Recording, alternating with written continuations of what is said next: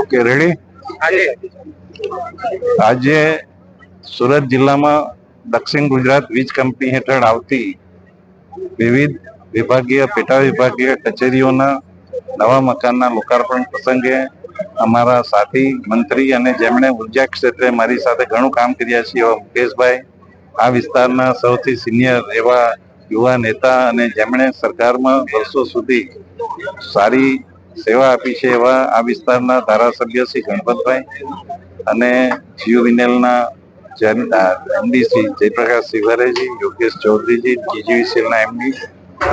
આપણે જોયું છે કે છેલ્લા ઘણા વર્ષોમાં ગુજરાતમાં વીજળી ક્ષેત્રે અનેક સુધારાઓ થયા છે અને વીજળીની ક્વોલિટીમાં ઘણા બધા ફેરફારો થયા છે અને ગુણવત્તા સુધરી છે અને એનો સંપૂર્ણ યશ આપણે જો આપીએ તો શરૂઆત આપણા મોદીજીથી કરવી પડે।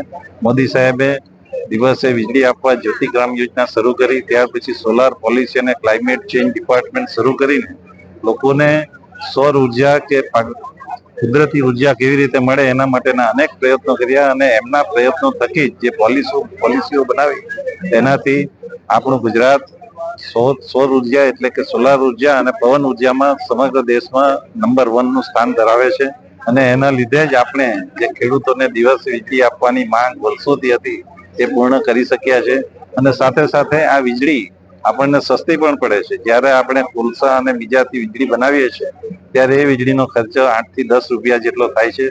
સૌર ઉર્જા લગભગ 3 થી 3.5 રૂપિયા સુધીમાં આપણને મળી રહે છે। એટલા માટે જ વીજળી કંપનીઓ પણ પોતાના બિલમાં કે એમાં ઘણી બધી રીતે આપણને મદદરૂપ થાય રીતે ગ્રાહકોનું કામ કરે છે। ખાસ કરીને મારી વિનંતી છે કે આપણે સ્માર્ટ મીટરનો વધુમાં વધુ ઉપયોગ કરીએ।